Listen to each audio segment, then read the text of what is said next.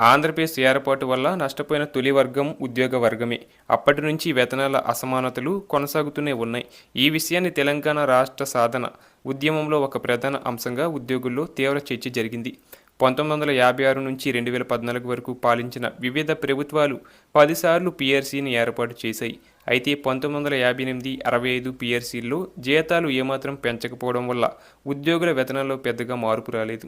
ఇక 1982, 86, 93 పీఆర్సీలు 10% హెచ్చింపు చేయాలని కమిషన్ ప్రతిపాదిస్తే అప్పటి ప్రభుత్వాలు ఆమోదించి 3 పీఆర్సీల్లో కేవలం 10% షిప్మెంట్ అమలు చేశాయి. దీనివల్ల ఉద్యోగుల జీతాల విషయంలో ఇతర రాష్ట్రాల కంటే తక్కువ జీతాలు ఉన్న రాష్ట్రంగా ఆంధ్రప్రదేశ్ నిలిచిపోయింది. అలాగే 1999లో జస్టిస్ పొన్నయ్య పీఆర్సీ కమిటీ 15% సిఫార్సు చేసింది. ఉద్యోగ సంఘాలు చేసిన పోరాటాల ద్వారా అప్పటి సీఎం చంద్రబాబు నాయుడు ప్రభుత్వం 25% అమలు చేసింది. చంద్రబాబు అనుసరించిన ప్రజా ఉద్యోగ వ్యతిరేక విధానాల వల్ల ఉద్యోగులు అనేక ఇబ్బందులు పడ్డారు. ఉద్యోగులకు 9 విడతల కరువు భత్యం ఇవ్వకుండా వేధించారు.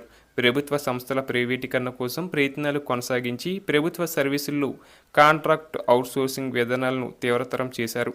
ఉద్యోగులు నిత్యం అభద్రతాభావంతో ఉంటేనే పనిచేస్తారని ప్రకటించి నిత్యం వివిధ కారణాలతో వేధించడం వల్ల ఉద్యోగ సంఘాలు తీవ్ర ఆందోళనలు, నిరసనలు చేపట్టాయి. చివరికి టీడీపీ ఓటమికి ఉద్యోగులు కూడా ప్రజలతో పాటు కారణమయ్యారు. అనంతరం వైఎస్ రాజశేఖర రెడ్డి నేతృత్వంలో ప్రభుత్వం అధికారంలోకి రాగానే ఉద్యోగ సమస్యలు పరిష్కారం అవుతాయని ఆశించారు.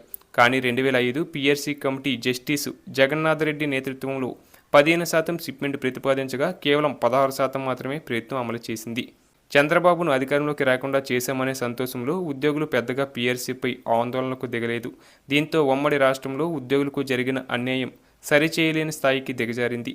ఇక తెలంగాణ రాష్ట్ర ఉద్యమం తీవ్రంగా కొనసాగుతున్న తరుణంలో 2010లో సిఎస్ అగర్వాల్ నేతృత్వంలో కమిటీ ఏర్పాటైంది. ఆ కమిటీ 27% సిఫార్సు చేస్తే రోసయ్య ప్రభుత్వం 39% షిప్మెంట్ ఇచ్చింది. దీనికి ప్రధాన కారణం ఉద్యోగుల ఉద్యమాలతో పాటు తెలంగాణ రాష్ట్ర సాధన ఉద్యమం కూడా కొనసాగింది. తెలంగాణ ఉద్యమం తీవ్రస్థాయిలో జరుగుతున్న తరుణంలో 2013లో ప్రభుత్వం 10వ పీఆర్సీ ఏర్పాటు చేసింది. తెలంగాణ రాష్ట్ర ఉద్యమం వల్ల రాజకీయ అనిశ్చితి వాతావరణం ఏర్పడింది. దీనివల్ల 29% షిప్మెంట్ ప్రతిపాదిస్తూ కమిషన్ తన నివేదికను గవర్నర్కు సమర్పించింది.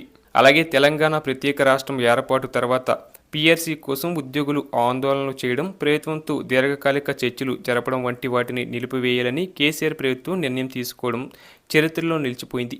గతంలో ఎన్నడూ లేని విధంగా ప్రభుత్వానికి అందిన పీఆర్సీ నివేదికను టీఎన్జీఓ అధ్యక్షుడిగా ఉన్న నాతో పాటు ఇతర ఉద్యోగ మిత్రులకు అందించి ప్రభుత్వం ఎలా స్పందించాలో మీరే చెప్పాలి, ప్రభుత్వం మీది, తెలంగాణ రాష్ట్ర ఏర్పాటులో మీ పాత్ర కీలకం అంటూ కేసీఆర్ చెప్పడం మా అందరికీ గర్వకారణం. ఉద్యోగ సంఘాల జాక్ చర్చించి 42% ఇవ్వాలని కేసీఆర్కి చెప్పిన వెంటనే ఎలాంటి చర్చలు జరపకుండా అధికారులతో రివ్యూ చేయకుండానే 43% షిప్మెంట్ ఇవ్వాలని నిర్ణయం తీసుకున్నారు. ఉద్యోగుల ఆకాంక్షలను దృష్టిలో ఉంచుకొని వారు అడిగిన 42% కంటే ఎక్కువ 43% ఇవ్వడం వల్ల జీతాలు రెట్టింపయ్యాయి. తొలిసారి అసంతృప్తి లేని తెలంగాణ పీఆర్సీగా రాష్ట్ర చరిత్రలో నిలిచిపోయింది.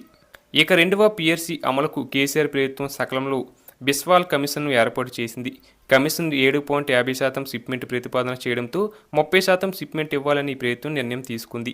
ఆ సమయంలో ప్రపంచవ్యాప్తంగా కరోనా మహమ్మారి కారణంగా ఆర్థిక వ్యవస్థ పూర్తిగా దెబ్బతిన్న పరిస్థితి నెలకొంది.